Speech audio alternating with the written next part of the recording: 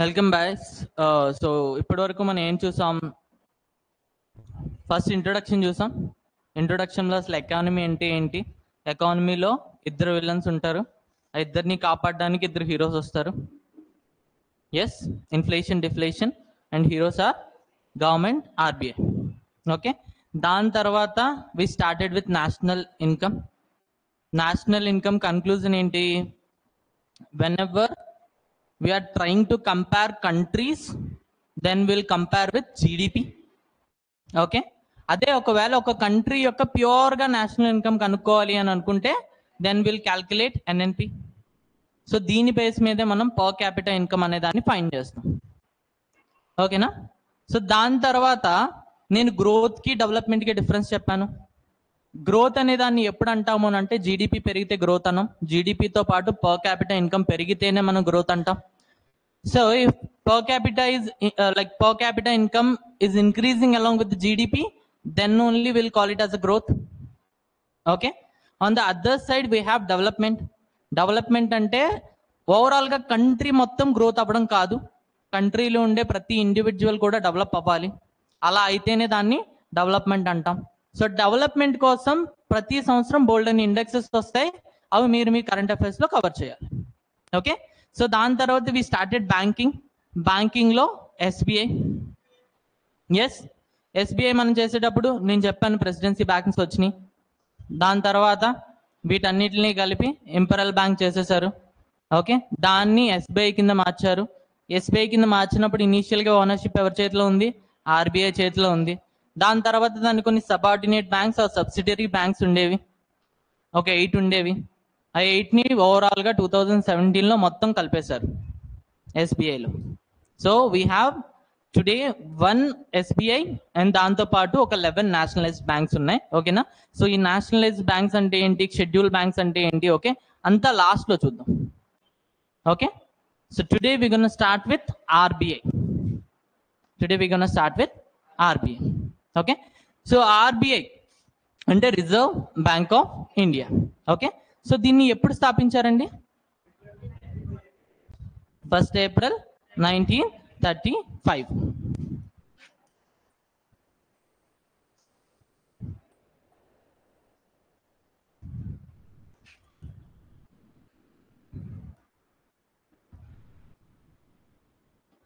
April 1935. Okay, 1st April 1935. అయితే మీకు ఎగ్జామ్లో ఇంకా అడిగే క్వశ్చన్స్ ఏంటి అని అంటే దీన్ని ఎవరు రికమెండ్ చేశారు? ఏ commission or committee? Young Hilton commission. దీనికి ఇంకో పేరు కూడా ఉంటుందండి, ఒకవేళ యంగ్ హిల్టన్ కమిషన్ అనేది ఆప్షన్స్లో లేకపోతే రాయల్ కమిషన్ అని ఉంటుందన్నమాట. ఓకే, సో 1926లో Young Hilton commission, also known as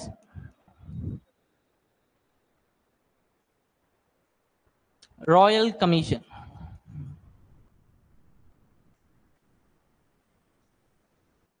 వీళ్ళు ఏం చేశారు? They recommended RBI, recommended for the formation of RBI in 1926, 1926లో 1926. సో ఈ రికమెండేషన్స్ని కన్సిడర్ చేస్తూ 1934లో we came up with the act, RBI act, the RBI act 1934. So ఈ రికమెండేషన్స్ని కన్సిడర్ చేస్తూ we came up with the act, the RBI act 1934. ఫైనల్గా we have RBI established on 1st April, అంటే financial ఇయర్లో first, దాన్ని very next year 1935. Okay, so this is the story behind. అయితే ఒకవైపు ఇదంతా జరుగుతుంది, ఇంకోవైపు గవర్నమెంట్ ఆఫ్ ఇండియా యాక్ట్ 1935 ఉంది కదా, we have government of India act 1935. So అందులో కూడా directly they didn't talk about RBI, but indirectly there is a provision that there is a need for India to establish central bank. There is a need for India to establish central bank. అంటే direct గా RBI establish చేయమని చెప్పాల, కానీ indirect గా ఇండియాకి ఒక central bank కావాలి అనే ప్రొవిజన్ గవర్నమెంట్ ఆఫ్ ఇండియా 1935 లో, లైక్ మీరు మోడర్న్ హిస్టరీ చదువుకునేటప్పుడు మళ్ళీ మీకు రిపీట్ అవుతాయి థింగ్స్, ఓకేనా. So government of India act 1935 లో ఆర్బీఐ కోసం ఒక ప్రొవిజన్ ఇచ్చారు ఇండైరెక్ట్ గా, ఒక సెంట్రల్ బ్యాంక్ ఉండాలి ఇండియాకి. ఆ సెంట్రల్ బ్యాంక్ అనేది ఉన్న బ్యాంక్స్ అన్నిటిని కంట్రోల్ చేయాలి. సెకండ్ థింగ్, కరెన్సీ అనే దాన్ని అదే ఇష్యూ చేయాలి అని చెప్పేసి, ఒక సెంట్రల్ బ్యాంక్ ఫామ్ చేయాలి అని చెప్పేసి 1935 గవర్నమెంట్ ఆఫ్ ఇండియా యాక్ట్ లో ఉంది, ఓకేనా. So first write down this, then I'll dictate.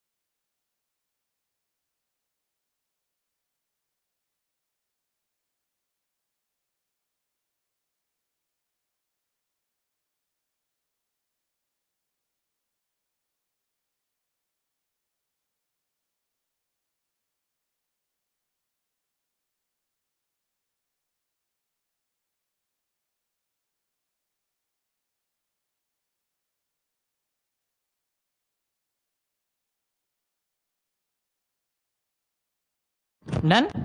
Now keep a note and write down.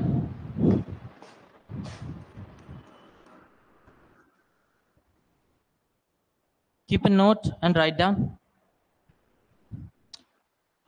In Government of India Act 1935,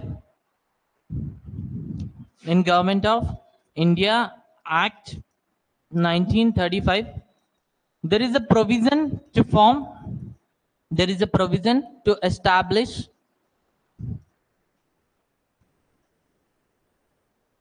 there is a provision to establish central bank in India. Central bank in India. There is a provision to establish central bank in India.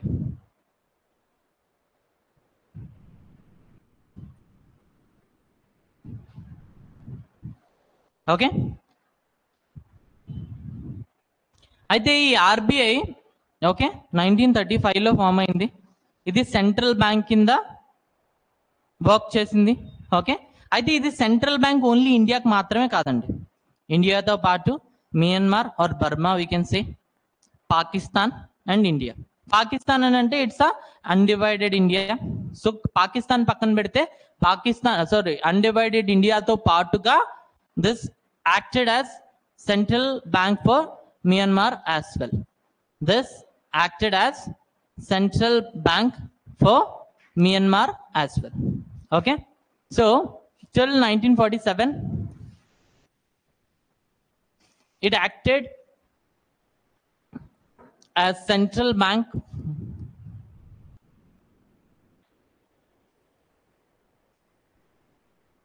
see why it acted as central bank for Myanmar. So in your modern history మీకు తెలుస్తుంది. Britishers ప్రతి చిన్న రీజన్కి occupy చేసేస్తూ ఉండేవాళ్ళు అనమాట.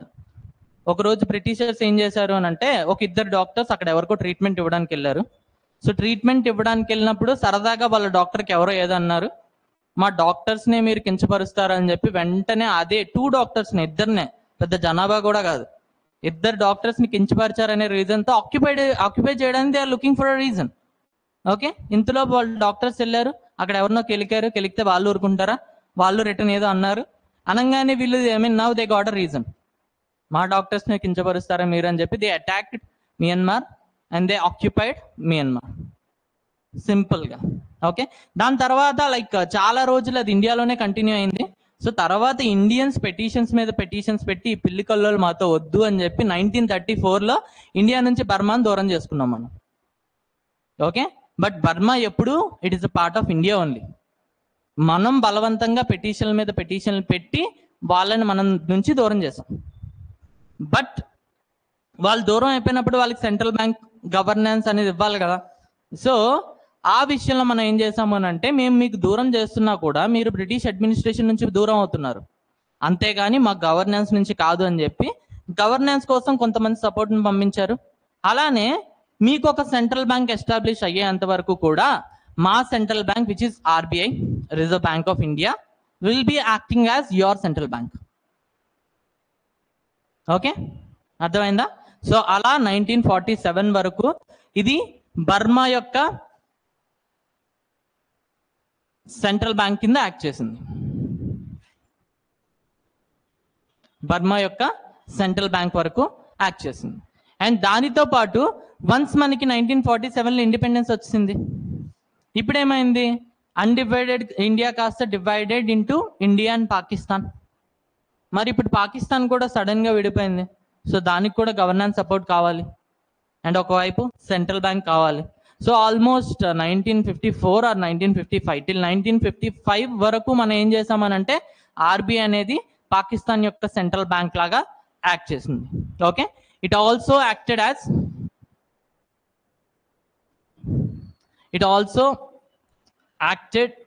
As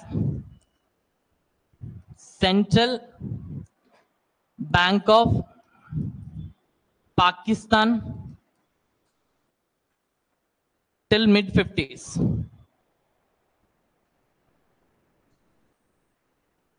Till mid-50s.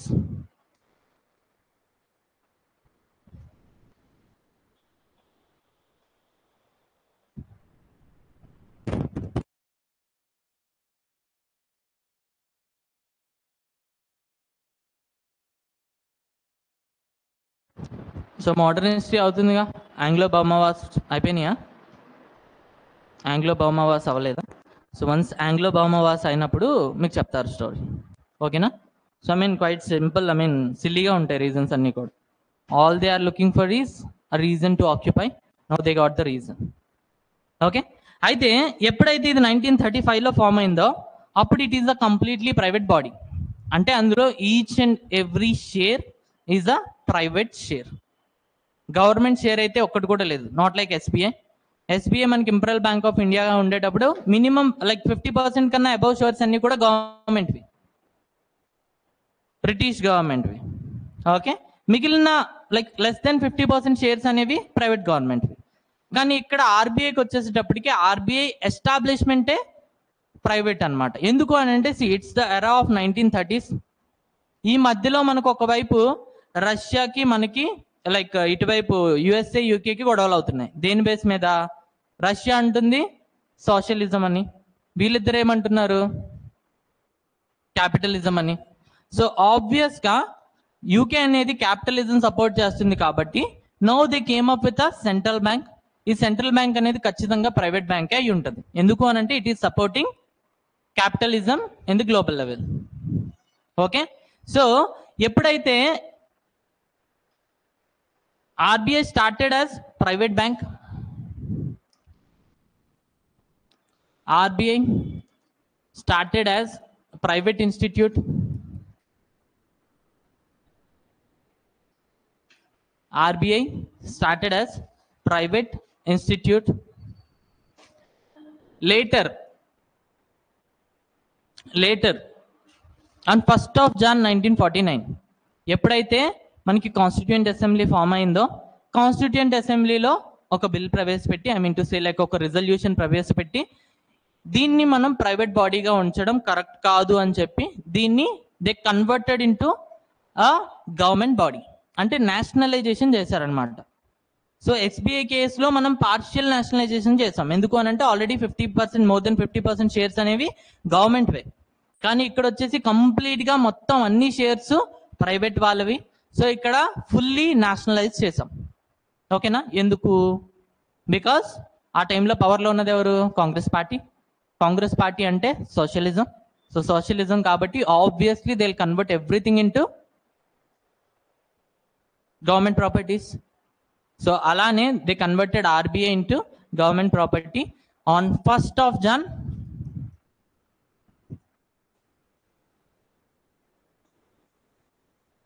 1949 nationalized RBI. So ఇక్కడ మీరు observe చేయాల్సింది ఏంటి అని అంటే, మీకు ఆల్రెడీ ఎలానో పాలిటీ క్లాసెస్ అయిపోయాయి కాబట్టి ఇక్కడ ఎక్కడైనా మనం కాన్స్టిట్యూషన్లో ఎక్కడైనా ప్రొవిజన్ ఉందా? లేదు. డైరెక్ట్ గా they passed the act. With this act they formed RBI. కాబట్టి ఆర్బీఐ అనే దాన్ని కాన్స్టిట్యూషనల్ బాడీ అనొచ్చా? లేదు. Because it is not mention in the constitution. Constitution లో it doesn't has any status. But దానిని స్టాట్యూటరీ బాడీ అనొచ్చు. ఎందుకు అనంటే అది ఒక లా తయారు చేసి ఆ లా పరంగా ఇది తయారైంది కాబట్టి దీన్ని ఏమంటాం? Statutory body. Okay. So nationalised RBI. So ఇక్కడ నుంచి ఆర్బీఐ అనేది గవర్నమెంట్ ప్రాపర్టీ అయిపోయింది. ఓకేనా? So note, RBI is not, you're done with this? Write down, then I'll dictate.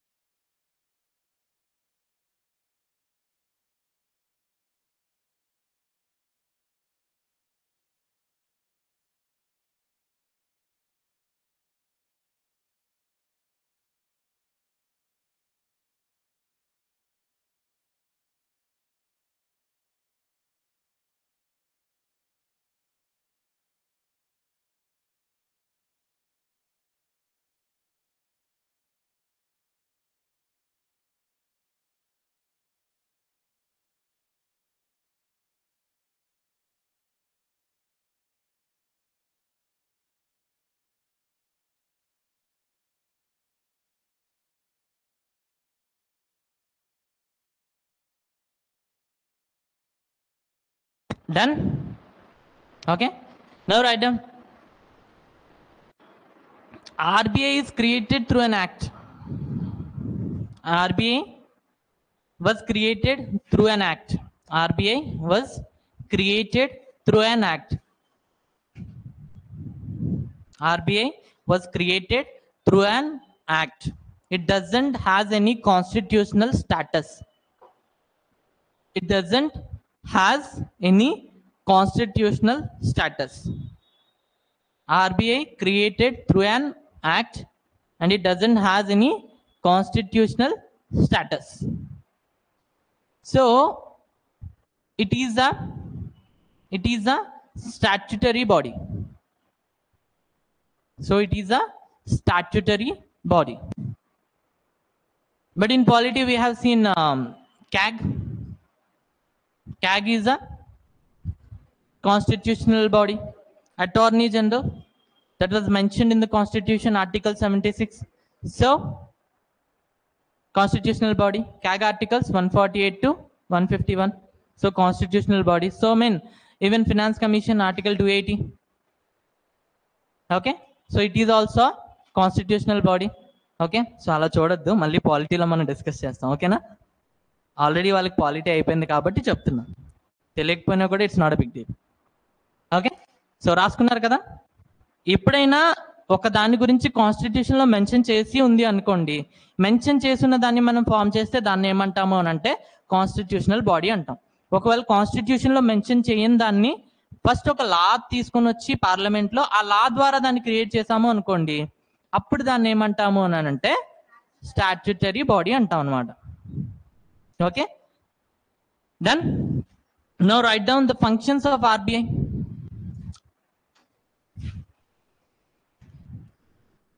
functions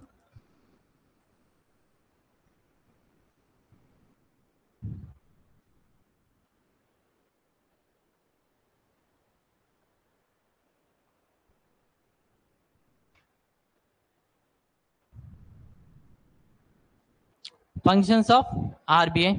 Issues currencies,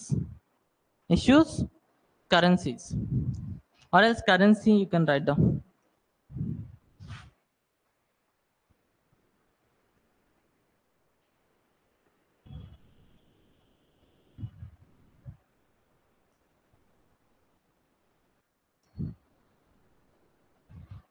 Issues currency.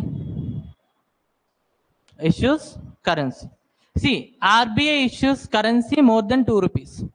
2 rupees లేదా అంతకన్నా ఎక్కువ ఉన్న నోట్స్ అన్నిటిని కూడా RBI ఇష్యూ చేస్తుంది.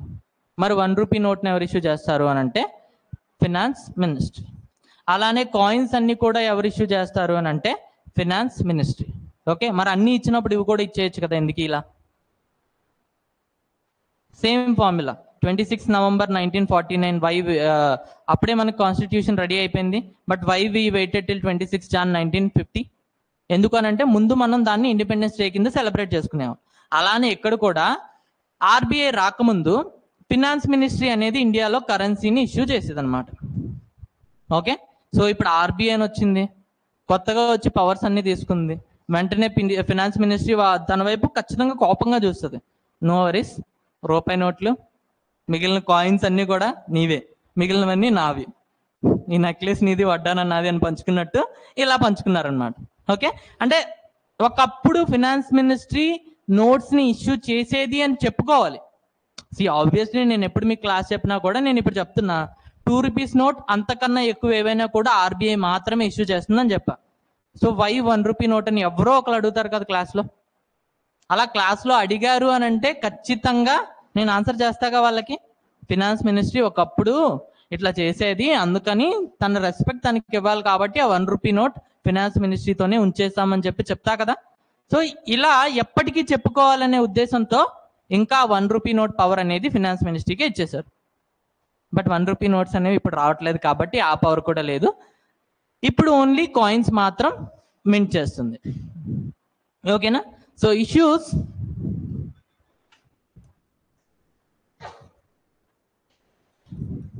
₹2 and more than ₹2.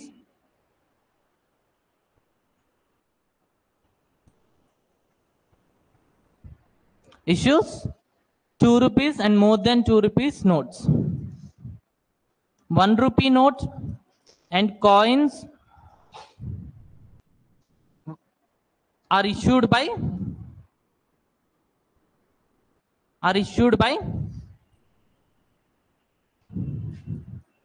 finance ministry and they are circulated in the market by RBI. పేరుకి ఇవి issue చేస్తాయండి, మళ్ళీ అవి మార్కెట్లో సర్క్యులేట్ చేసేది ఎవరు అని అంటే RBI. And they are circulated in the market by RBI.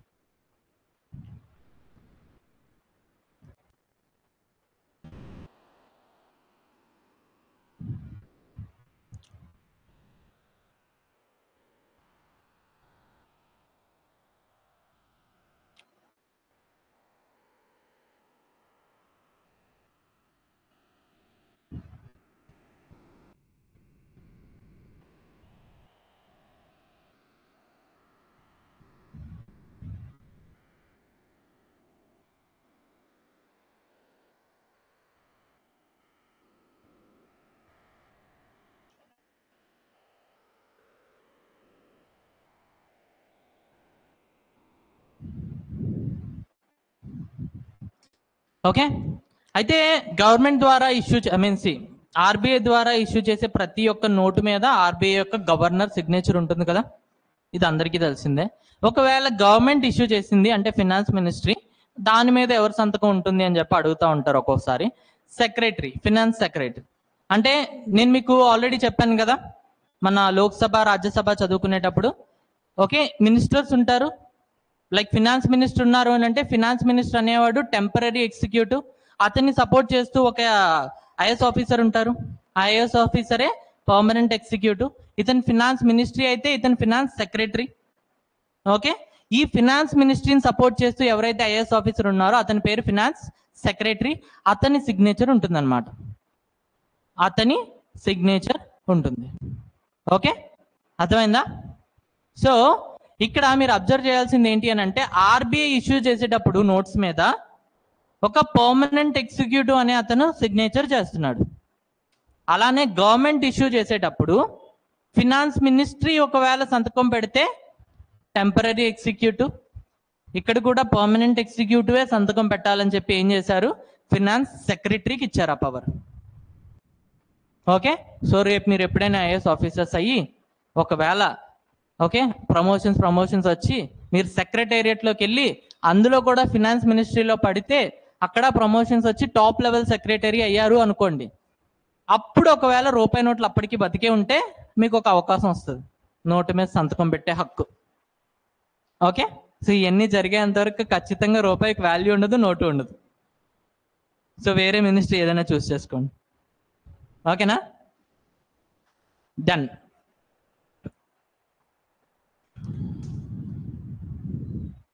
Okay, అయితే ఈ ఆర్బీఐ అనేది నోట్స్ని ఎలా ఇష్యూ చేస్తుంది? ఓకే, అయితే ఎప్పుడైతే స్టార్టింగ్లో ఆర్బీఐ పెట్టారో ఆ టైంలో ఇది ఫాలో అయిన సిస్టమ్ ఏంటి అని అంటే గోల్డ్ రిజర్వ్ సిస్టమ్. ఏ సిస్టమ్? Gold reserve system.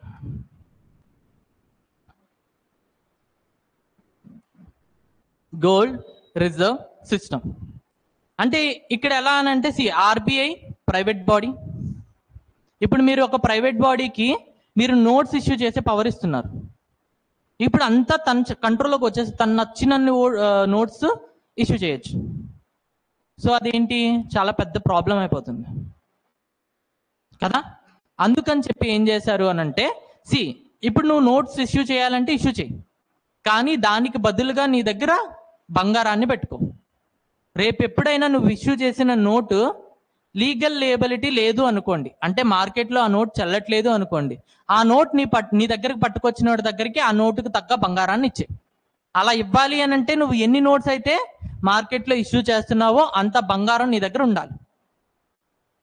అర్థమైందా? ఎగ్జాంపుల్, ఇప్పుడు నేను 10,000 crores నోట్స్ ఇష్యూ చేసి ప్రింట్ చేసి మార్కెట్లోకి ఇష్యూ చేయాలనుకుంటున్నా. ఓకే, సో ఏదో నా దగ్గర ప్రింటర్ ఉంది కదా అని చెప్పి 10,000 కొట్టేస్తా అంటే కుదరదు. 10,000 crores వాల్యూ ఉన్న బంగారాన్ని ఫస్ట్ నువ్వు తీసుకొని వచ్చి నీ ఆర్బీఐ దాంట్లో డిపాజిట్ చేయాలి. టైం టు టైం గవర్నమెంట్ వచ్చి చెక్ చేస్తుంది నువ్వు ఎన్ని నోట్స్ ఇష్యూ చేసావు మార్కెట్లో, నీ దగ్గర ఎంత బంగారం ఉంది అనేది రెండు మ్యాచ్ అవ్వాలి. అప్పుడు మాత్రమే లైక్ ఎంత గోల్డ్ ఉంటే అంత వాల్యూ నోట్స్ మాత్రమే నువ్వు మార్కెట్లో ఇష్యూ చేయాలి. ఎందుకు అని అంటే యువర్ ఆ ప్రైవేట్ బాడీ. గవర్నమెంట్ మీద నమ్మకం ఉంటుంది ఎవరికైనా, ప్రైవేట్ మీద ఉంటుందా? ఎగ్జాంపుల్, ఇప్పుడు నేను ఎల్ఐసి కట్టా, కళ్ళు మూసుకొని 60 years వరకు స్కీమ్ తీసుకుంటా. అలా మీరు ఏదైనా ప్రైవేట్ స్కీమ్ తీసుకోగలరా? ఆదిత్య బిర్లా, బజాజ్, రిలయన్స్ తీసుకోగలరా? లేదు. ఎందుకు? Because that's a private body. Yes, even people మన ఏపీలోనే అగ్రిగోల్డ్ అనేది తీసుకున్నారు, మోసపోయారా? ఎందుకు? Private body. అదే గవర్నమెంట్ అయితే ఇలా అయ్యేదా? అవ్వదుగా. సో ఎప్పుడు గవర్నమెంట్ మీద ఒక నమ్మకం ఉంటుంది, ఆ నమ్మకం ఉంటే పర్వాలేదు. ఒకవేళ అదే నమ్మకం నువ్వు ప్రైవేట్ దానికి షిఫ్ట్ చేయాలి అని అంటే నువ్వు ఎన్నైతే కరెన్సీ నోట్స్ ఇష్యూ చేస్తున్నావో దానికి మోతాదులో గోల్డ్ అనేది నువ్వు పెట్టాలి. ఓకేనా? సో ఆ సిస్టమ్ ఏమంటాం? Gold reserve system. Okay, so currency value equals to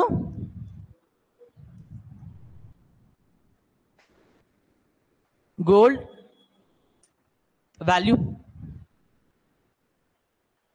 okay okay, see ఇంకొకసారి చెప్తా చూడండి.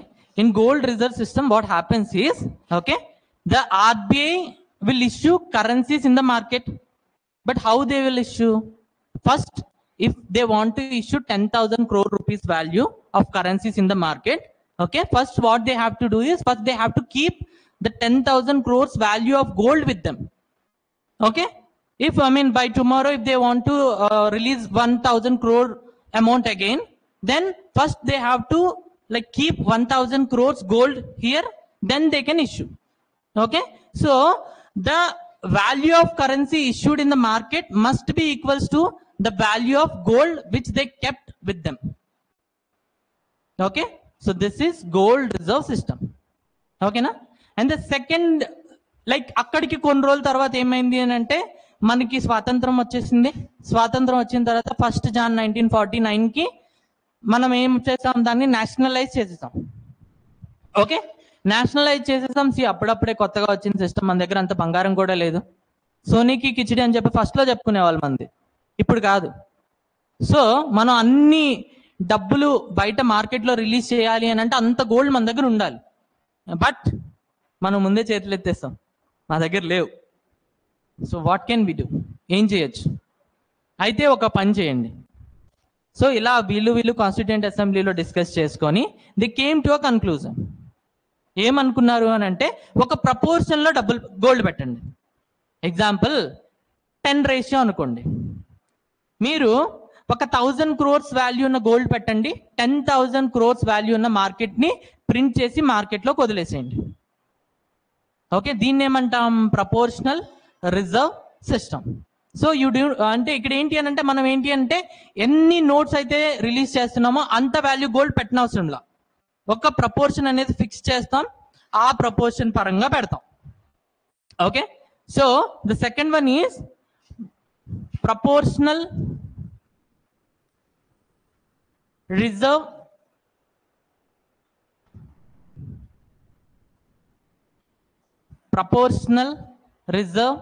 system. So here what happens is, like, see, before it is a private body, now after 1 Jan 1949 it became a government body again. Not again, actually it became government body. Now to issue money in the market, see, newly we got the independence. Okay, so what we have to do, we have to strive for the development. So if we want to strive for the development, what we have to do, we have to issue more currencies in the market. We have to increase the demand. With the increasing demand, then only supply will increase, then only growth will increase. But to issue currency in the market, the problem here is Indian government don't has money with them, gold with them. Okay, so they came up with the formula, keep 1,000 crores value gold here and issue 10,000 crores value currencies in the market. Okay, so here they are coming with the formula, like I mean not exactly you can keep the gold here, in proportion you can keep. Like 1 rupee gold you can keep and you can issue 10 rupees in the market. Okay, ఒక రూపాయి value ఉన్న gold ఇక్కడ పెట్టేసే, ఒక 10 రూపాయల value ఉన్న notes ని market లో issue చేయి. ఓకేనా? So proportional representative system, currency value is directly proportional to gold value.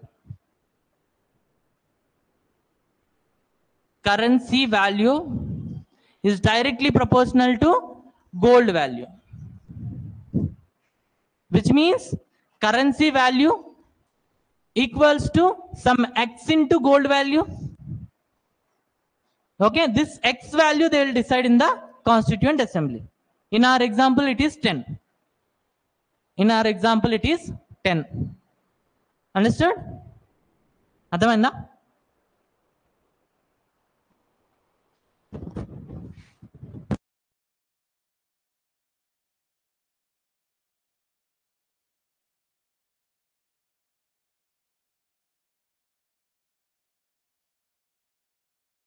Okay, C మళ్ళీ ఒకసారి రిపీట్ చేస్తున్నాను, కొంతమందికి అర్థం కాలేదు. ఓకేనా?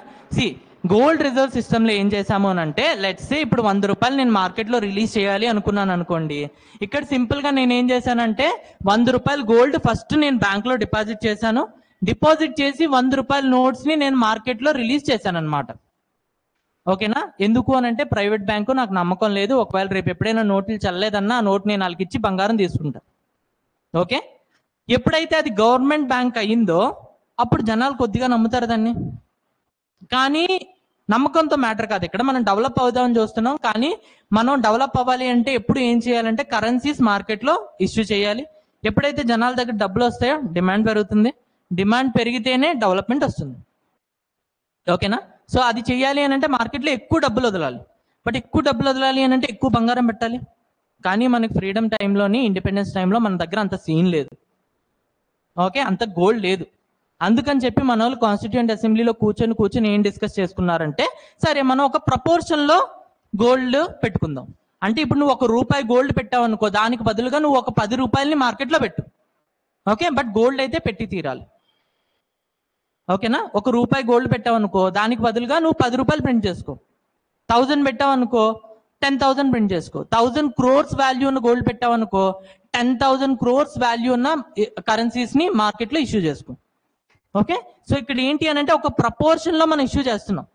ఓకే, సో దాన్ని ఏమంటాం, currency value is equals to X. X అనేది ఇప్పుడు మన ఎగ్జాంపుల్లో 10, ఓకే, ఇంటూ గోల్డ్ వాల్యూ.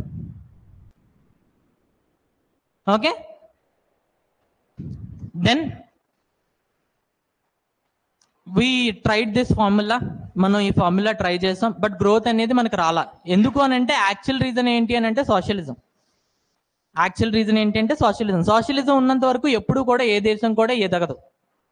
మన వాళ్ళు ఇది తెలుసుకోకుండా ఏం చేశారు అని అంటే, డబ్బులు లేవు అందుకే మనం ఎదగట్లా, డబ్బులు లేవు మనం ఎదగట్లా, సో డబ్బులు పెంచాలి. డబ్బులు పెంచాలంటే ఏం చేయాలి, గోల్డ్ పెట్టాలి, మళ్ళీ ప్రపోర్షన్లో నువ్వు కరెన్సీని ఇష్యూ చేయాలి. మన దగ్గర గోల్డ్ కూడా లేదు, అప్పుడు ఏం చేయాలి?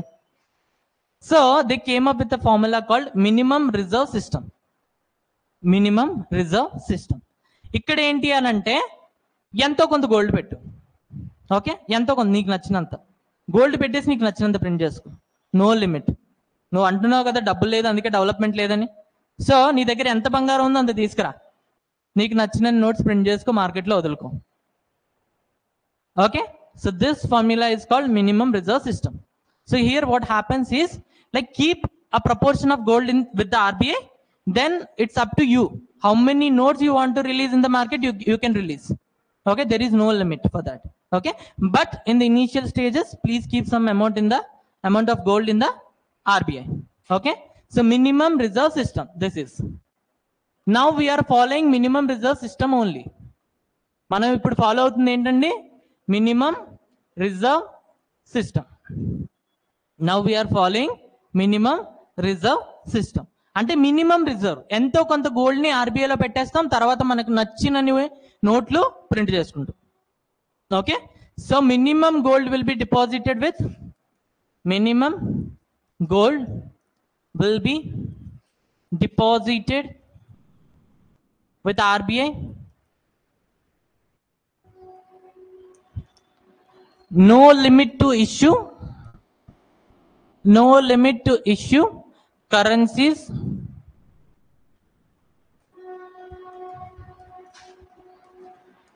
in the market. No limit to issues currencies in the market. Okay, ఇక్కడ ఎవరికైనా ఏమైనా క్వశ్చన్ వచ్చిందా? ఎవరికైనా ఏమైనా డౌట్ వచ్చిందా ఇక్కడ?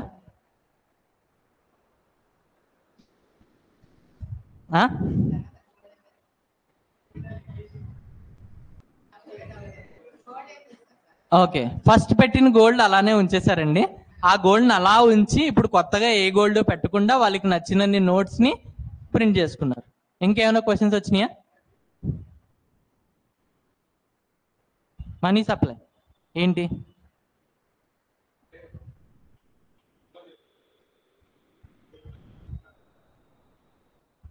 ఓకే, తను ఏం చెప్దాం అనుకుంటున్నాడంటే, ఇప్పుడు ఎంతో కొంత గోల్డ్ పెట్టండి, మీకు నచ్చినంత మనీ ప్రింట్ చేసుకోండి అన్నాం కదా. అయితే ఇప్పుడు అజయ్ ఏమంటున్నాడంటే, మరి ఇండియాలో పేదరికం ఉంది కదా, మీకు నచ్చినంత అమౌంట్ అనేది ప్రింట్ చేసేసి ప్రతి ఒక్కరికి పంచి పెట్టేసేయండి, పేదరికం అనేది పోతుంది అని చెప్తున్నాడు అతను. అదేనా? అలాంటిదే, అదే అదే అలాంటిదే. ఓకే, అయితే యాక్చువల్లీ నేను ఇదే చెప్దాం అనుకున్నాను, అందుకే నీ క్వశ్చన్ మార్చేసాను. నీ క్వశ్చన్కి మళ్ళీ చెప్తాను, ఓకేనా? అయితే ఇప్పుడు ఇండియాలో పేదరికం ఉందనుకోండి, సింపుల్ గా నోట్స్ మనకు నచ్చినన్ని ప్రింట్ చేసి జనాలందరికీ పనిచేసి పేదరికం పోగొట్టేయచ్చు కదా. ఓకే, సో ఏమవుతుంది అని అంటే ఎగ్జాంపుల్ చూడండి. ఓకే, ఇప్పుడు మనీ పనిచేసింది, గవర్నమెంట్ నచ్చినంత ప్రింట్ చేసేసింది, మనీ పనిచేసింది. పనిచేసిన తర్వాత ఇప్పుడు ఇద్దరు ఉంటారు, ఒకరు రాగానే ఖర్చు పెడతారు, మన బ్యాచే. సెకండ్ వన్ ఏంటి అంటే దాచుకుంటారు అనమాట. ఓకే, చాలా మంది ఉన్నారు. I can't say their names, but yes we do have those kind of people. అయితే ఇప్పుడు ఏంటి అని అంటే ఎవరైతే ఖర్చు పెట్టేస్తారో వాళ్ళకి డబ్బులు రాగానే మార్కెట్కి వచ్చారు, డిమాండ్ క్రియేట్ చేశారు, కొనేసుకున్నారు, హ్యాపీ వాళ్ళు. దాని తర్వాత ఏంటి అని అంటే మిగిలిన వాళ్ళు కూడా they started creating demand. Demand పెరిగింది పెరిగింది పెరిగింది పెరిగింది పెరిగింది. ఎందుకు అని అంటే ఇక్కడ మనీకి లిమిట్ లేదు, జనాల చేతిలో డబ్బులు ఉన్నాయి, డిమాండ్ చేస్తూనే ఉంటారు. సో డిమాండ్ పెరిగి పెరిగి పెరిగి పెరిగి పెరిగి హైపర్ ఇన్ఫ్లేషన్కి వెళ్ళిపోయింది.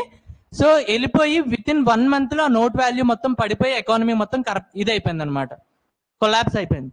అందుకని చెప్పి ఎంత ప్రింట్ చేయాలి, ఎంత మార్కెట్లో వదలాలి అనేది నేను ఆ డిమాండ్ అండ్ సప్లై చెప్పాను కదా, ఆ డిమాండ్ అండ్ సప్లైని బ్యాలెన్స్ చేస్తూ ఆర్బీఐ అమౌంట్ని మార్కెట్లో రిలీజ్ చేస్తుంది. అదేనా అజయ్ నువ్వు అడిగింది? అర్థమైందా? సో ఏదో ఆర్బీఐ చేతిలో పవర్ ఉంది కదా అని చెప్పి నచ్చినంత కరెన్సీస్ ప్రింట్ చేసి మార్కెట్లోకి వదలడానికి అయితే లేదు. ఓకేనా? సో విత్ దిస్ అర్థమైందా? మనకి 3 types ఉన్నాయి, 3 types కంప్లీట్ చేసాం. Now we're following this one, minimum reserve system. ఓకేనా? రాసుకున్నారా? రాసుకోండి. ఇవి కూడా రాసుకోలేదా?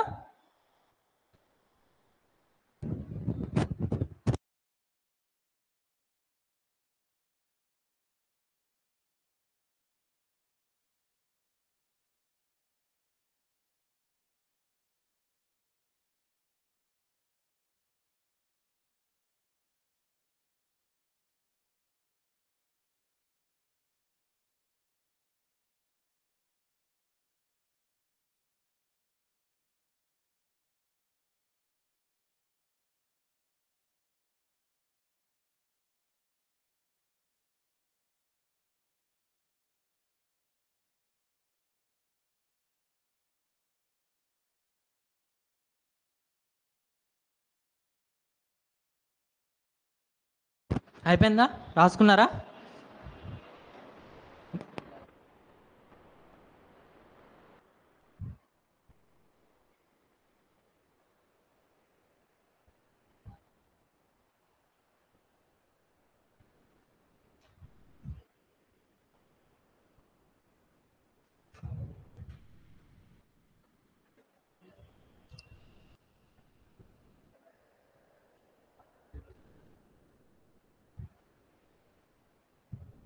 దెన్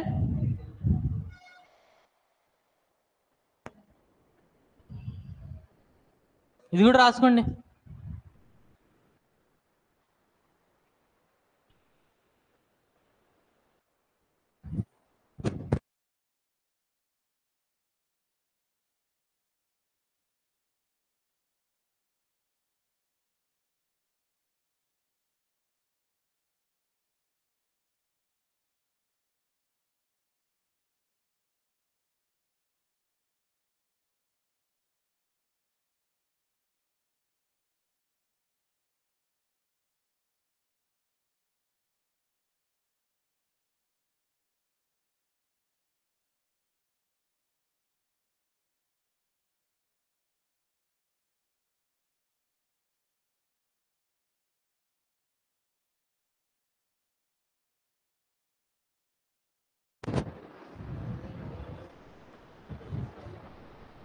డన్ అయిపోయిందా? అయితే మీ ఎగ్జామ్స్లో ఏంటి అని అంటే దీంతో పాటు మనకి ఇప్పుడు నోట్స్ ఉంటాయి కదా, నోట్స్ ఎవరు ఇష్యూ చేస్తారు? ఆర్బీఐ. ఆ నోట్ మీద ఏమేమి ఉంటాయని చెప్పి అడుగుతూ ఉంటారు. ఇంకొన్ని ఎగ్జామ్స్లో ఆ నోట్ యొక్క సైజ్ కూడా అడుగుతారు. ఓకే, నేను నోట్ మీద ఏమేమి ఉంటాయో బట్టి కొట్టడానికి నాకు ఒక రోజు పట్టింది. సో అది మాత్రమే చెప్తాను, ఆ సైజెస్ నా వల్ల కాదు, మీరు ఏమైనా ఇంటర్నెట్లో ఉంటే చూసుకోండి. ఓకే, సో ఏ నోట్స్ ఉంటాయి మన దగ్గర? 10 rupees note, 20, 50,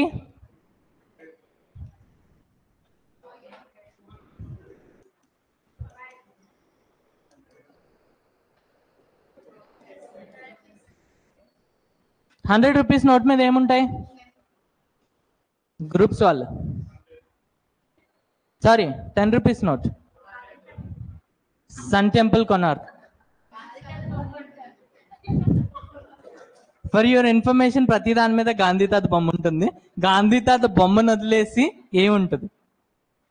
sun temple Konark. నువ్వు ఒడిస్సా కాబట్టి చెప్తావు కదా, సన్ టెంపుల్ కొనార్క్. 20 రూపీస్ మీద ఎల్లోరా కేవ్స్,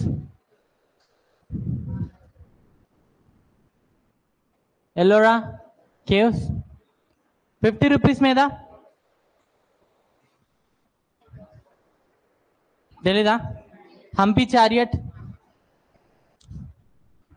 హంపి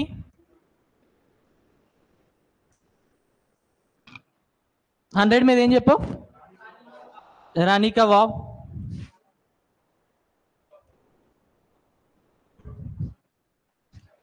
$200 మీద Sanchi Stupa,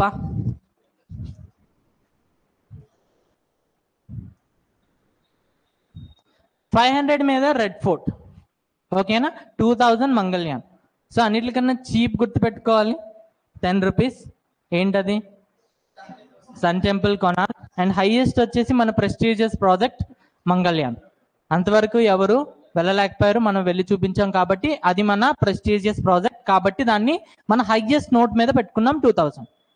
okay. And 500 normal red fort,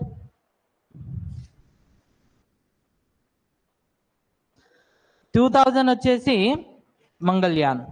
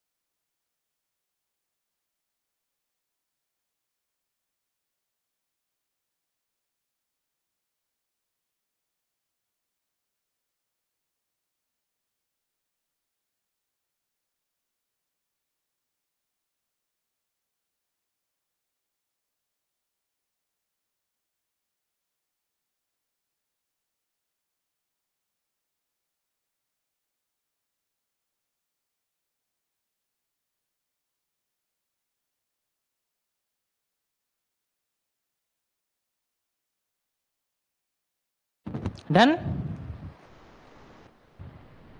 Make it fast.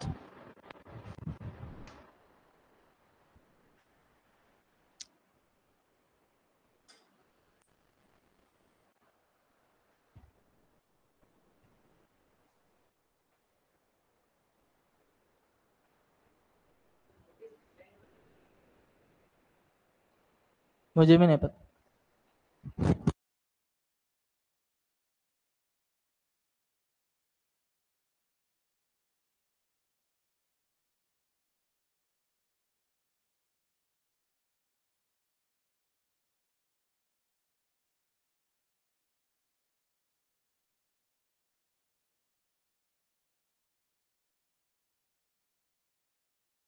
Done? Second one రాసుకోండి. Regulatory bank for banks, bankers bank, bankers bank, regulatory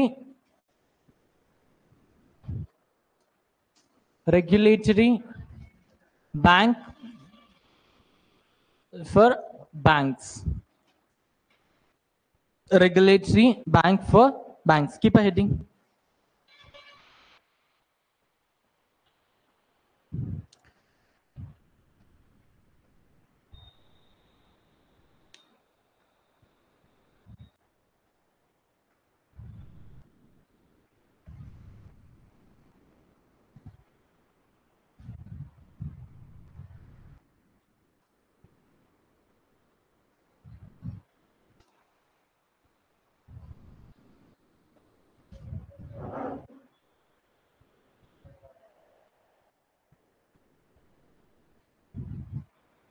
Okay, see,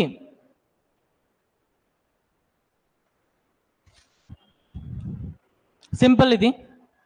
ఇందులో ఏంటి అని అంటే ఎప్పుడైనా ఒక ఇన్స్టిట్యూషన్ బ్యాంక్ పెడదాము అనుకుంది అనుకోండి, ఫస్ట్ తను ఆర్బీఐ దగ్గర నుంచి లైసెన్స్ తీసుకోవాలి. ఓకే, ఆర్బీఐ దగ్గర నుంచి లైసెన్స్ తీసుకోవాలి. ఏదో మనం పాలిటీ చదువుకున్నప్పుడు మనం చూసాం కదా, ఏదో రైట్ టు ప్రొఫెషన్ ఉందని, ఏది పడితే అది పెడతానంటే పెట్టచ్చు. బట్ కొన్ని వాటికి మాత్రం లైసెన్స్ కావాలి, అందులో ఇది ఒకటి. సో ఎవరైనా బ్యాంకింగ్ సర్వీస్ స్టార్ట్ చేద్దాము అనుకుంటే they should take license first. Okay, ఆ లైసెన్స్ ఎవరు ప్రొవైడ్ చేస్తారు? RBI. So it will provide license, provide license to the banks. It will provide license to the banks. అలానే ఒకసారి బ్యాంక్ లైసెన్స్ ప్రొవైడ్ చేసిన తర్వాత వాళ్ళు ఇన్ఎఫిషియెంట్ అని ప్రూవ్ అయినాయి లేదా బ్యాంక్రప్ట్ అయిపోయినాయి, అప్పుడు వాడి దగ్గర నుంచి లైసెన్స్ని క్యాన్సిల్ చేస్తుంది. Okay, so it can cancel the license, it can cancel the license, it can frame rules and regulations for the bank, it can frame rules and regulations. Write along with me, okay? It can frame rules and regulations for the banks.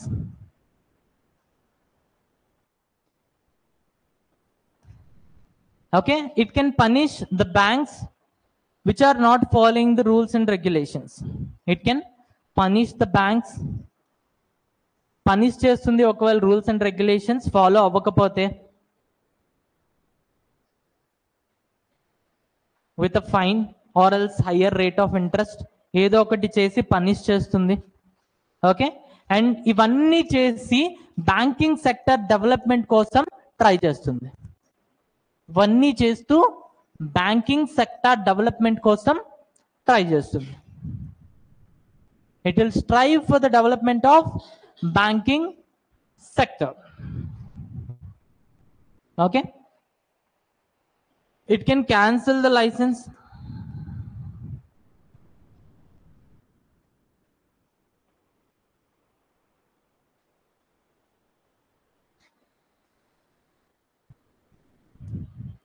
it can cancel the license of banks.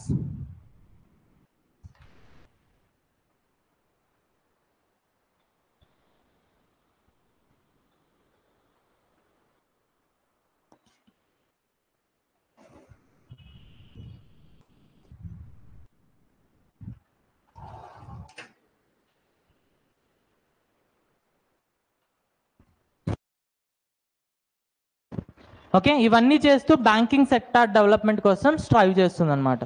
So banking sector development అంటే ఒకప్పుడు ఏంటి, we use to have account books, దాని తర్వాత మొత్తం digitalisation చేసేసింది. ఇదంతా చేసింది ఎవరు? ఆర్బీఐ.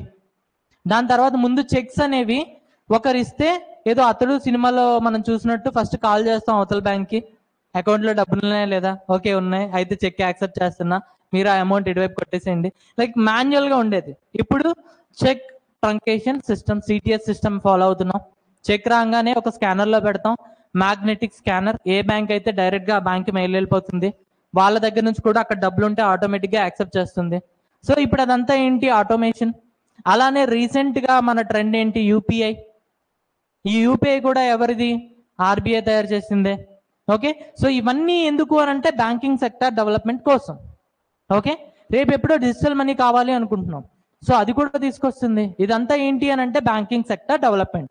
ఇండియాలో ఎవరు చేస్తారు? ఆర్బీఐ. ఓకే, అందుకని చెప్పి దీన్ని బ్యాంకర్స్ బ్యాంక్ అంటాం.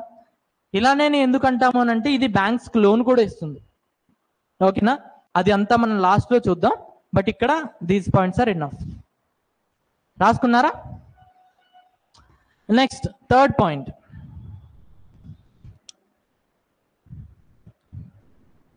Governments banker.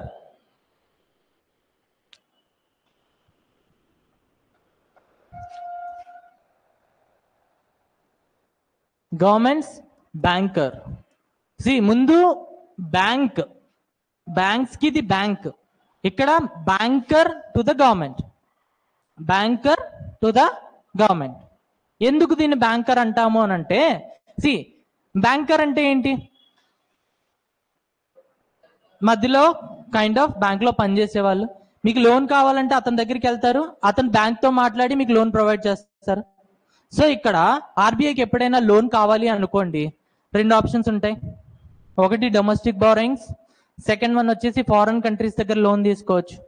ఎప్పుడైతే డొమెస్టిక్ బారోయింగ్ చేద్దాం అనుకుంటున్నాయో అలాంటప్పుడు ఆర్బీఐ దగ్గరికి వెళ్తుంది. ఆర్బీఐ ఏం చేస్తుంది అని అంటే గవర్నమెంట్ బాండ్స్ అని ఇష్యూ చేస్తుంది. ఓకే, ఇది 1000 రూపీస్ బాండ్, నువ్వు 800కి కొనుక్కో, సంవత్సరం తర్వాత నా దగ్గరికి రా, నేను నీకు 1000 ఇస్తా. ఇలా చెప్పి ఆర్బీఐ ఏం చేస్తుంది అంటే గవర్నమెంట్ బాండ్స్ని మార్కెట్లో ఇంట్రడ్యూస్ చేస్తుంది. వాళ్ళు ఇచ్చిన మనీ మొత్తాన్ని సేకరించి గవర్నమెంట్కి లోన్గా ఇస్తుంది. Okay, so it's the banker for the government.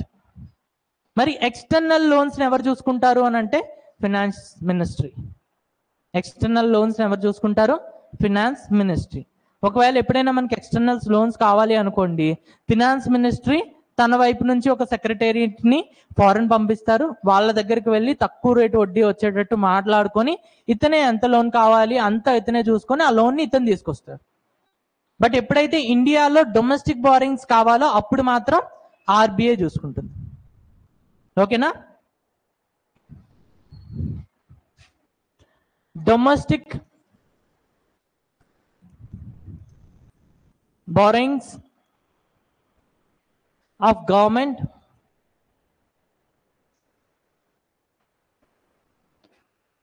are managed by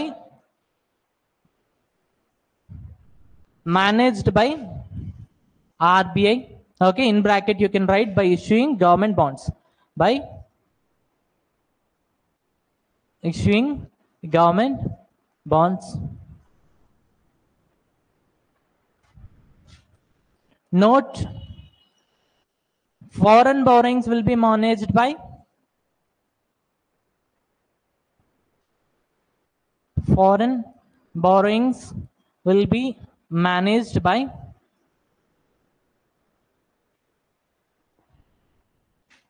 finance ministry. Foreign borrowings will be managed by finance ministry.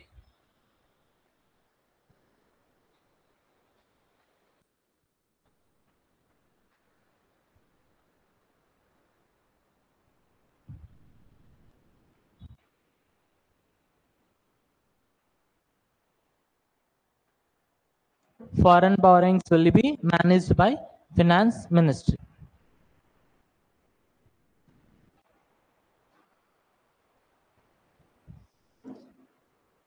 రాసుకున్నారా? అయితే ఆర్బీఐ పాపం ఇప్పటికే చాలా పనులు చేస్తుంది, మళ్ళీ ఇదొక స్ట్రెస్ దానికి అని చెప్పి ఈ పవర్ని దాని దగ్గర నుంచి తీసుకుందాం అని చెప్పి మోడీ గవర్నమెంట్ ట్రై చేసింది. ఓకే, ఎలా అనంటే పబ్లిక్ డెట్ మేనేజ్మెంట్ సెల్స్ అనే దాన్ని ఇంట్రడ్యూస్ చేసింది.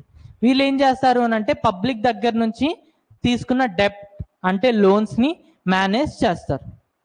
ఓకే, అలాంటి బాడీని ఒకదాన్ని క్రియేట్ చేసింది ఎప్పుడు 2016లో. అయితే వాళ్ళకి ఏం చెప్పారు అని అంటే, మీరు ఇప్పుడే పుట్టారు, జస్ట్ బోర్న్ బేబీస్, సో మీరు ఏం చేస్తారు అని అంటే ఆర్బీఐలో మీరు కూడా ఒక చిన్న రూమ్ వేసుకొని అక్కడ మీరు కూర్చోండి. ఓకే, ఆర్బీఐ పబ్లిక్ బారోయింగ్స్ ఎలా చేస్తుంది అనేది ఒకసారి చూడండి, డొమెస్టిక్ బారోయింగ్స్. ఓకేనా? సో చూసిన తర్వాత మీకు కొంచెం సంవత్సరాల తర్వాత మీకు ఒక ఎక్స్పీరియన్స్ వస్తుంది. మీకు ఎక్స్పీరియన్స్ ఎప్పుడు వస్తుందో ఆ టైంలో మీరు మా దగ్గర రండి. ఇప్పటి వరకు మీ పేరేంటి? Public debt management cell. ఓకేనా? ఇప్పుడు నేను మీ పేరు నుంచి సెల్ తీసేసి ఏజెన్సీ అని పెడతాను. మీరు ఒక టెంపరీ బాడీ, ఇప్పటి వరకు మిమ్మల్ని ఒక పర్మనెంట్ బాడీ చేస్తాం. ఇకపై ఫినాన్స్ మినిస్ట్రీ చేస్తున్న ఎక్స్టర్నల్ బారోయింగ్స్ అండ్ ఆర్బీఐ చేస్తున్న డొమెస్టిక్ బారోయింగ్స్ రెండు మీరే చూసుకోవాలని చెప్పి మోడీ గవర్నమెంట్ ఒకదాన్ని ఇంట్రడ్యూస్ చేసింది, పబ్లిక్ డెట్ మేనేజ్మెంట్ సెల్. ఎప్పుడు? 2016లో. ఆ టైంలో మనకేంటి అని అంటే ఆర్బీఐ గవర్నర్ వచ్చేసి ఫుల్గా గోల్ చేసేసాడు అనమాట. ఓకే, ఫుల్గా గోల్ చేసేసి ఇప్పటికే ఆర్బీఐ పవర్స్ అన్ని తీసేసుకున్నారు, ఇది కూడా తీసేసుకుంటే ఇంకా ఆర్బీఐ ఎందుకు, ఇది అదే అని చెప్పేసి ఆర్బీఐ గవర్నర్ దాంతోపాటు అందరూ కలిపి స్ట్రైక్ చేశారు. స్ట్రైక్ చేయడం వల్ల అప్పుడు ఆ పొజిషన్ని అలానే ఉంచేశారు.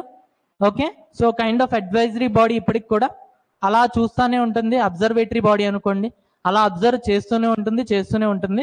ఇప్పటి వరకు అదైతే పర్మనెంట్ అవ్వాల, అండ్ ఫ్యూచర్లో అవుతుందా లేదా అనేది మనం చెప్పలేం.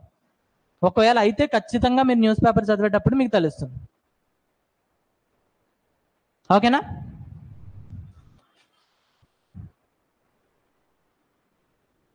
సో 2016లో మనం ఏం చేసాం? పబ్లిక్ డెట్ మేనేజ్మెంట్ సెల్ అనే దాన్ని క్రియేట్ చేసాం. This is a temporary body.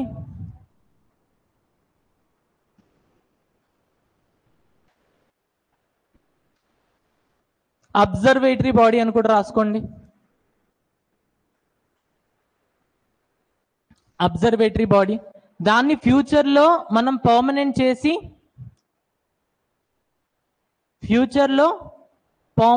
చేసి పేరు మారుద్దాం అనుకున్నాం. పేరు ఎలా మారుద్దాం అనుకున్నాం? Public debt management agency.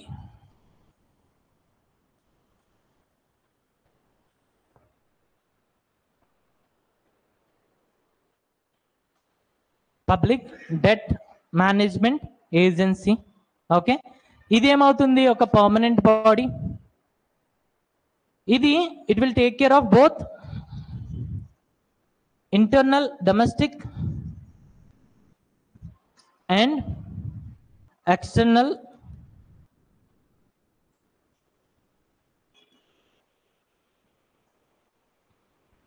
Borrowings. Okay, so polity చెప్పేటప్పుడు నేను ఎక్కువ ఇందిరాగాంధీ గురించి చెప్తా ఉంటాను కదా.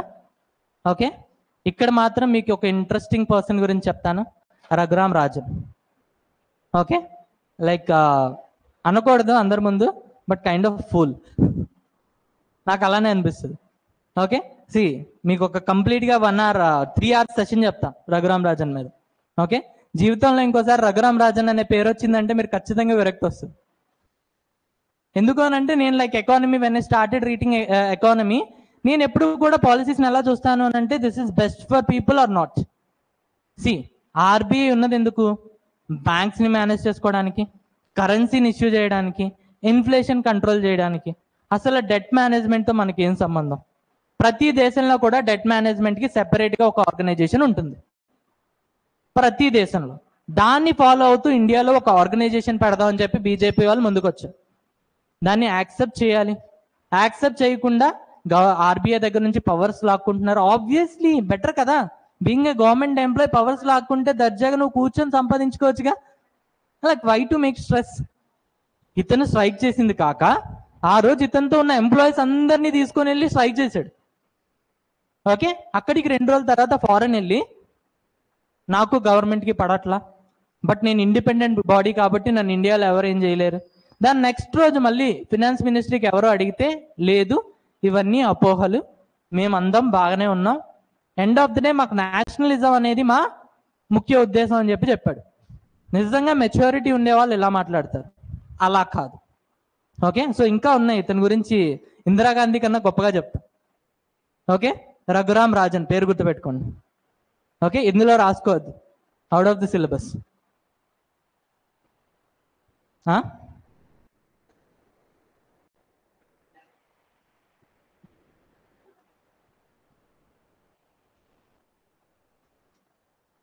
Okay, so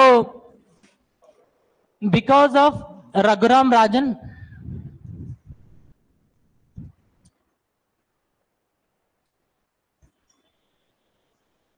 the efforts were failed. The efforts were failed. The efforts were failed.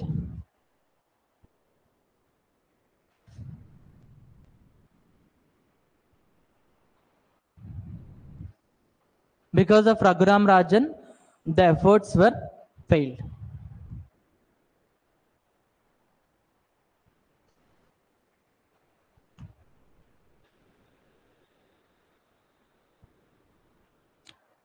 ఒకవేళ నిజంగానే పబ్లిక్ డెట్ మేనేజ్మెంట్ ఏజెన్సీ వచ్చి దాని రెగ్యులేటరీ అథారిటీ ఆర్బీఐ అయి ఉంటే నిజంగా చాలా బాగుండేది.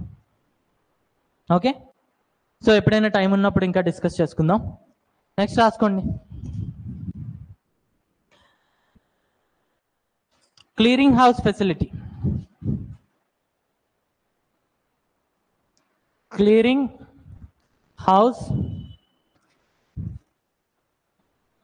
Facility.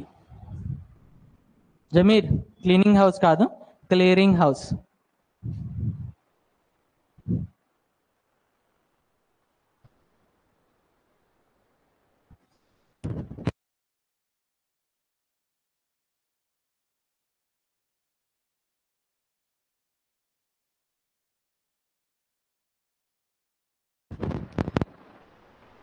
C clearing house facility అంటే ఏంటి అని అంటే నార్మల్గా ఒకరికొకరు మనీ ఇచ్చేసుకుంటే ప్రాబ్లమే లేదు. ఎప్పుడైతే చెక్ రూపంలో మనకి పేమెంట్ చేస్తారో అప్పుడు ఏంటి అని అంటే ఆ చెక్ అనేది మనం మన బ్యాంక్లో డిపాజిట్ చేస్తాం. ఓకే, బట్ ఆ చెక్ అనేది ఎస్బీఐ చెక్ ఇచ్చారనుకోండి, నా బ్యాంక్ అనేది హెచ్డిఎఫ్సి. ఓకే, అప్పుడు ఏంటి అని అంటే వీళ్ళు ఫస్ట్ వాళ్ళకి కాల్ చేయాలి. లెట్స్ సే నా అకౌంట్ వచ్చేసి హెచ్డిఎఫ్సి. ఓకే, నా స్టూడెంట్ ఒకరు నాకు చెక్ రూపంలో పే చేశారు. చెక్ రూపంలో పే చేశారు. ఎంత అనంటే ఒక 10,000 పే చేశారు. ఏ బ్యాంక్ చెక్ అంటే ఎస్బీఐ చెక్. ఇప్పుడు నాకు ఈ డబ్బులు కావాలి కాబట్టి నేను హెచ్డిఎఫ్సిలో డిపాజిట్ చేశాను. ఓకే, సో ఫస్ట్ హెచ్డిఎఫ్సి వాళ్ళు ఏం చేస్తారు, they will make a call to SBI. SBI వాళ్ళకి కాల్ చేస్తారు. కాల్ చేసి ఆ అకౌంట్లో నిజంగానే డబ్బులు ఉన్నాయా లేవా అంటారు. ఓకే, ఒకవేళ డబ్బులు లేవు అనుకోండి, దాన్ని ఏమంటాం, చెక్ బౌన్స్ అయింది అంటాం. చెక్ బౌన్స్ అయిందంటే అదేనా బాలా ఏంటి బౌన్స్ అవ్వడానికి? చెక్ బౌన్స్ అవ్వడం అని అంటే వాళ్ళు ఒక అమౌంట్ రాసి ఇచ్చారు, అంత అమౌంట్ అవతల వాడి అకౌంట్లో లేదు. అది వీళ్ళతో కన్ఫర్మ్ చేసుకుంటారు. ఓకే, కన్ఫర్మ్ చేసుకున్న తర్వాత వాళ్ళు ఓకే అతని దాంట్లో డబ్బులు ఉన్నాయి అని చెప్పి వాళ్ళు ఏం చేస్తారు, వాళ్ళ దాని నుంచి 10,000 హెచ్డిఎఫ్సికి పంపిస్తారు. వీళ్ళు మనకి పేమెంట్ చేస్తారు. సో ఈ పెంట అంతా లేకుండా ఏంటి అంటే మధ్యలో ఒక క్లియరింగ్ హౌస్ అనేది ఉంటుంది. ఈ క్లియరింగ్ హౌస్ అనేది ఆర్బీఐ స్థాపిస్తుంది, లేదా ఆర్బీఐ బ్యాంక్స్కి స్థాపించే పవర్ని ఇస్తుంది. ఓకే, సో ఇప్పుడు నువ్వేంటి అని అంటే డైరెక్ట్గా ఎస్బీఐకి కాల్ చేయని అవసరంలా, నువ్వు ఈ చెక్ని క్లియరింగ్ హౌస్కి పంపిస్తావు. క్లియరింగ్ హౌస్ అనేది ఏ బ్యాంక్ అకౌంట్, అందులో డబ్బులు ఉన్నాయా లేవా, ఉంటే వాళ్ళ దగ్గర నుంచి డబ్బులు తీసుకొని ఇటువైపు వేసేస్తుంది. అలానే హెచ్డిఎఫ్సి చెక్స్ వచ్చేసి ఎస్బీఐ దగ్గరకు వస్తాయి కదా, సో వాటి పేమెంట్ అనేది హెచ్డిఎఫ్సి నుంచి తీసుకొని ఎస్బీఐకి ఇస్తుంది. సో మధ్యలో ఒక కైండ్ ఆఫ్ మీడియేటర్, చెక్స్ని ట్రాన్స్ఫర్ చేయడానికి, కన్వర్ట్ చేయడానికి. ఓకేనా, సో ఆ హౌస్ని ఏమంటాం, క్లియరింగ్ హౌస్. ఓకే, అయితే ఇప్పుడు ఏంటి అని అంటే ఇప్పుడు మనం వాడుతున్న టెక్నాలజీ ఏంటంటే CTS technology, cheque truncation system. ఎప్పుడైతే ఒక చెక్ వస్తుందో దానిలో ఒక మ్యాగ్నెటిక్ కోడ్ ఉంటుంది, దాన్ని మనం ఒక స్కానర్లో పెడతాం. స్కానర్లో పెట్టంగానే ఏ బ్యాంకు, ఓకే, ఇక్కడికి వెళ్తుంది, ఏ బ్యాంకు అకౌంట్లో డబ్బులు ఉన్నాయా లేవా మొత్తం డీటెయిల్స్ వచ్చేస్తుంది. దాని తర్వాత ఆటోమేటిక్గా ఇక్కడ నుంచి ఒక సిస్టమ్ జనరేటెడ్ మెయిల్ వెళ్తుంది, వాళ్ళు ఆటోమేటిక్గా యాక్సెప్ట్ చేస్తారు. యాక్సెప్ట్ చేయగానే మనీ అనేది డిడక్ట్ అయిపోయి ఇటువైపు వచ్చేస్తుంది. సో ఈ సిస్టమ్ టెక్నాలజీ పేరేంటి, సిటిఎస్, చెక్ ట్రంకేషన్ సిస్టమ్. ఓకేనా, సో ఈ డయాగ్రామ్ వేసుకుంటే చాలు అనుకుంటా, చెప్పాలా? డయాగ్రామ్ వేసుకోండి చాలు. ఇప్పుడు మనం యూజ్ చేస్తున్న టెక్నాలజీ ఏంటి, చెక్స్కి CTS.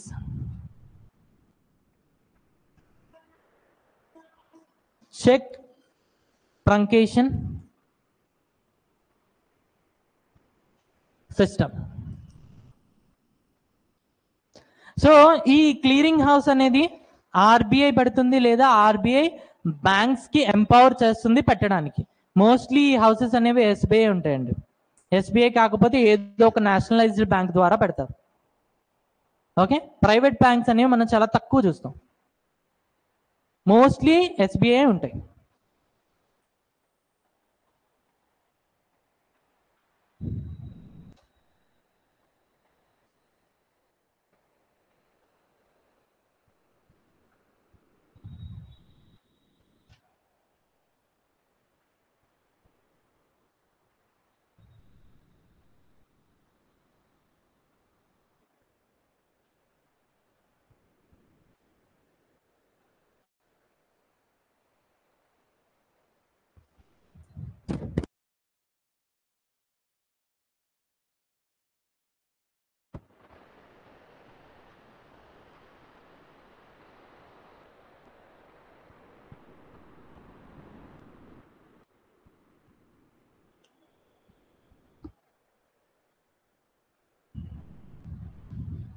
Done. Okay, next function రాసుకోండి,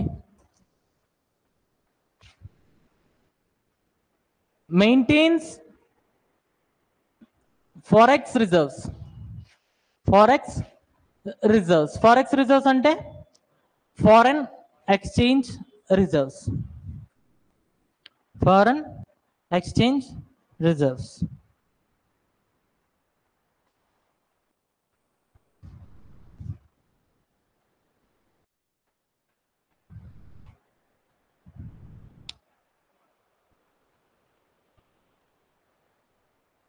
రాసుకున్నారా? Okay, see foreign exchange reserves అని వేటిని అంటామనంటే డాలర్స్ని. ఓకే, అంటే లైక్ ఫారెన్ కరెన్సీని. It may be dollar, euro, yen, ఏదైనా. ఓకే, అలానే గోల్డ్. ఓకే, థర్డ్ వన్ వచ్చేసి SDR, special drawing rights. And fourth one వచ్చేసి రిజర్వ్ ట్రంచీ. ఓకే, సో చూడండి, ఇందులో 4 ఉంటాయన్నమాట. ఫారెన్ కరెన్సీ, సెకండ్ వన్ వచ్చేసి గోల్డ్, థర్డ్ వన్ వచ్చేసి ఎస్డిఆర్, ఫోర్త్ వన్ వచ్చేసి రిజర్వ్ ట్రంచీ. Reserve tranche. ఓకే, అయితే ఫారెన్ కరెన్సీస్లో 2 టైప్స్ ఉంటాయండి. ఒకటి హార్డ్ కరెన్సీ, సెకండ్ వన్ వచ్చేసి సాఫ్ట్ కరెన్సీ. ఓకే, అయితే హార్డ్ కరెన్సీ అంటే మీరు ఏమనుకుంటున్నారు చెప్పండి? కాయిన్స్ అంటే హార్డ్గా ఉంటాయి కాబట్టి. ఇంకా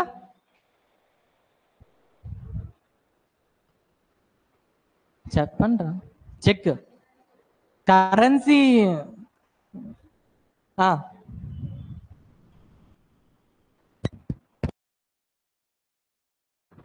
చెప్పండి. Notes. See hard currency, soft currency అని ఉంటుంది అనమాట. హార్డ్ కరెన్సీ అంటే ఏంటి అని అంటే ఎప్పుడైనా మనం వేరే దేశంతో ట్రేడ్ చేసేటప్పుడు ఈ కరెన్సీని ఈజీగా యాక్సెప్ట్ చేస్తారు. ఎగ్జాంపుల్, నా దగ్గర పాకిస్తానీ రూపీ ఒకటి ఉంది, ఇంకోవైపు నాకు యుఎస్ డాలర్ ఉంది. నేను ఇప్పుడు పెట్రోల్ కొనుక్కుందాం అనుకుంటున్నా సౌదీ అరేబియా నుంచి. ఏ కరెన్సీ యాక్సెప్ట్ చేస్తారు వాళ్ళు? US dollar.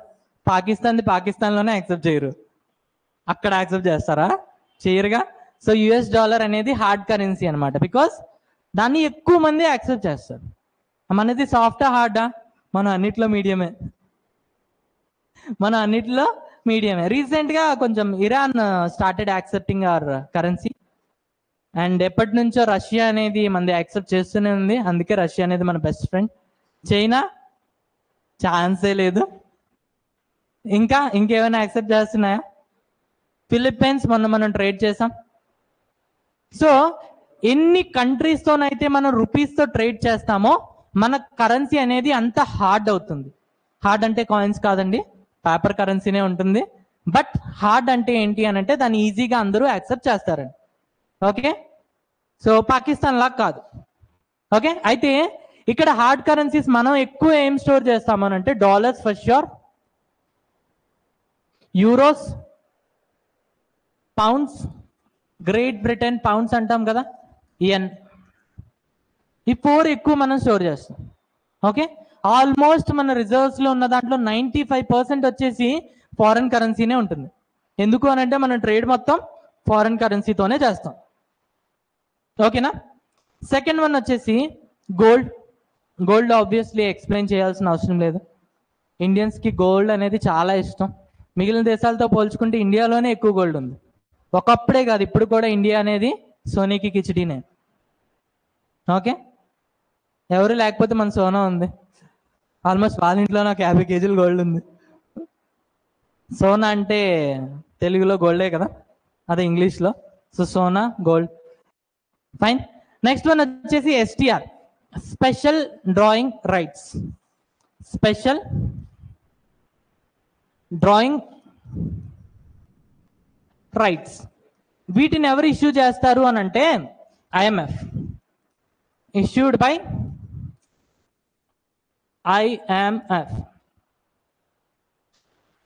ఐఎంఎఫ్. ఓకే, ఒక క్లాస్లో ఐఎంఎఫ్ గురించి, వరల్డ్ బ్యాంక్ గురించి క్లియర్గా చెప్పుకుందాం. ఓకేనా? అప్పుడు మీకు ఎస్టిఆర్ అనే దాన్ని క్లియర్గా చెప్తా. స్పెషల్ డ్రాయింగ్ రైట్స్ అంటే ఏంటి అని అంటే ఒక పేపర్ అనమాట, చిన్న చీటీ. ఓకే, ఈ చీటీ ఎవరిస్తారు అని అంటే ఐఎంఎఫ్. ఓకే, ఎగ్జాంపుల్ ఇప్పుడు మన ఎలక్షన్స్లో మనకు ఒక చిన్న చీటీ ఇస్తారుగా, పెట్రోల్ బంక్స్లోకి వెళ్ళి పెట్రోల్ వేయించుకోండి అని. 1000 వరకు వేయించుకోవచ్చు అని. సో అక్కడికి వెళ్ళి మనం పెట్రోల్ కొట్టించుకుంటాం, ఆ చీట్ ఇస్తాం, డబ్బులు ఇవ్వం, చీట్ ఇస్తాం. ఓకే, ఒకవేళ వాడి దగ్గర చిల్లర లేదనుకోండి, వాడు కూడా ఇందాక నీళ్ళంటూ ఒకడు వచ్చాడు 200 చీట్ ఇచ్చాడు, ఈ 200 చీటీ తీసుకో, రేపు తీసుకురా, నేను రేపు కొడతా అంటాడు. ఓకే, సో ఆ చిట్ యొక్క వ్యాలిడిటీ ఉండాలి. ఖచ్చితంగా దానికంటూ ఒక లీగల్ టెండర్లా బిహేవ్ చేయాలి.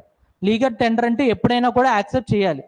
అలా యాక్సెప్ట్ చేశాము అని అంటే దానికి ఒక స్పెషల్ స్టేటస్ ఉంటుంది. అలానే మనకి ఐఎంఎఫ్ ద్వారా ఇష్యూ చేయబడిన ఈ చీట్ ఎస్టీఆర్, ఈ ఎస్టీఆర్ అనేది ప్రతి దేశం యాక్సెప్ట్ చేస్తుంది. ఓకే, ఇప్పుడు ఫర్ సపోజ్ నేను ఒక వేరే గవర్నమెంట్తో ఒక 1 lakh crores నేను డీల్ సెట్ చేశాను. ఓకే, ఒక 500 lakh crores వచ్చేసి నేను నార్మల్గా నేను డాలర్స్లో ట్రేడ్ చేశాను, రిమైనింగ్ 50% వచ్చి నేను ఎస్టీఆర్తో ట్రేడ్ చేశాను అనుకో, అది తీసుకుంటుంది. ఎందుకు అని అంటే రేపు ఎప్పుడైనా దానికి డాలర్స్ కావాలంటే ఎస్టీఆర్తో డాలర్స్ ఈజీగా కన్వర్ట్ చేసుకోవచ్చు తను. లేదా ఐఎంఎఫ్కి వెళ్ళిపోయినా ఐఎంఎఫ్ రిటర్న్ డాలర్స్ కానీ గోల్డ్ కానీ ఇంకో వేరే పౌండ్స్ కానీ ఏదైనా ఇస్తుంది. ఓకే, సో ఇవి ఏంటి అని అంటే ఐఎంఎఫ్ ద్వారా రిలీజ్ చేసిన ఒక చిట్ లాంటిది. ఓకే, దీన్ని ఎక్కడైనా మనం యూజ్ చేసుకోవచ్చు, బట్ దీన్ని యూజ్ చేసుకొని ఓన్లీ ఇంటర్ గవర్నమెంట్ ట్రేడ్స్ మాత్రమే చేస్తాం. ఇప్పుడు ఇక్కడ ఉన్న నేను అక్కడున్న ఎవరో ప్రైవేట్ వ్యక్తితో నేను ట్రేడ్ చేయలేను. మన గవర్నమెంట్ వేరే గవర్నమెంట్తో ఇంటర్ గవర్నమెంట్ ట్రేడ్ మాత్రమే చేయగలదు. ఓకేనా. లాస్ట్ వన్ వచ్చేసి రిజర్వ్ ట్రెంచ్. రిజర్వ్ ట్రెంచ్ అంటే ఏంటి అని అంటే మన సేవింగ్స్ ఐఎంఎఫ్లో ఉన్నవి. అంటే ఇప్పుడు బ్యాంక్లో మన సేవింగ్స్ ఉంటాయి కదా, అలాగా మనకి ఇండియన్ గవర్నమెంట్ కూడా కొన్ని బ్యాంక్స్లో డబ్బులు దాచుకుంటుంది. ఓకే, అలానే ఐఎంఎఫ్లో కూడా కొన్ని డబ్బులు దాచుకుంటుంది. దానికి ఇంట్రెస్ట్ ఏమి ఉండదు, బట్ స్టిల్ దాచుకుంటుంది. ఎందుకు అని అంటే కొన్ని పూర్ కంట్రీస్ ఉంటాయి కదా, వాటికి వీళ్ళు అదే అమౌంట్ని లోన్గా ఇస్తారు తక్కువ రేటుకి. దానికి బదులుగా మనం వేరే కంట్రీకి సర్వ్ చేస్తుంది కదా అని చెప్పి మనం ఇంట్రెస్ట్ తీసుకోం, బట్ స్టిల్ మన మనీయే కదా, ఎప్పుడు కావాలన్నా అప్పుడు విత్డ్రా చేసుకోవచ్చు కదా. సో ఇనీషియల్గా మనం ఈ మూడే క్యాల్కులేట్ చేసేవాళ్ళం. తర్వాత మళ్ళీ రఘురామ్ రాజనే అనుకుంటా, ఎస్ రఘురామ్ రాజనే, అక్కడ కూడా మన మనీ ఉందిగా, అది కూడా మన మనీయేగా. ఎస్ ఆబ్వియస్లీ మన మనీయేగా. సో దాన్ని కూడా కౌంట్ చేయాలి, కాబట్టి కౌంట్ చేస్తున్నాం. సో ఫారెక్స్ రిజర్వ్స్ అని ప్రతి గవర్నమెంట్ దగ్గర ఉంటాయి. సో మన గవర్నమెంట్ దగ్గర కూడా ఫారెక్స్ గవర్నమెంట్స్ రిజర్వ్స్ ఉన్నాయి. సో ఎవ్రీ 2 monthsకి ఒకసారి మనకి దీని రిపోర్ట్ కూడా వస్తుంది, గవర్నమెంట్ దగ్గర ఎంత ఫారెక్స్ రిజర్వ్స్ ఉన్నాయి. ఓకే, అయితే ఆ టైంలో మీరు ఏం చేయాలి అని అంటే ఫారెక్స్ రిజర్వ్స్ని, ఫారెన్ కరెన్సీ ఎంత ఉంది, గోల్డ్ ఎంత ఉంది, ఎస్టీఆర్ ఎంత ఉంది, రిజర్వ్ ట్రెంచ్ ఎంత ఉంది అనేది మీరు కరెంట్ అఫైర్స్లో చూసుకోవాలి. ఓకేనా. బట్ మోస్ట్లీ ట్రస్ట్ మీ ఇదే ఒక 95 to 96% ఉంటుంది. డైలీ ట్రేడ్ అంతా దీంతోనే చేస్తున్నాం మనం. ఓకే, రాసుకోండి.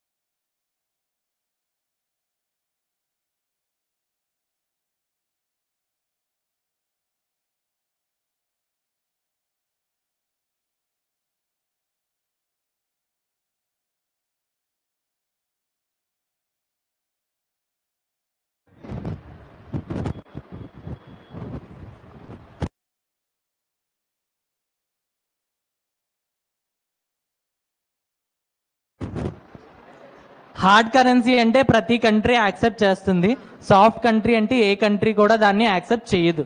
Example Pakistan currency. Indian currency కొంచెం మెత్తగా ఉంటుంది, కొంచెం గట్టిగా ఉంటుంది. Viscous, Vaseline, honey. Okay,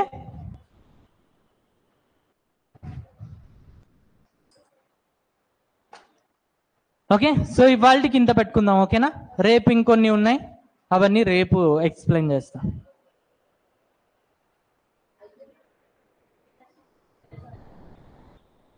okay fine then, thanks. Break తీసుకోండి.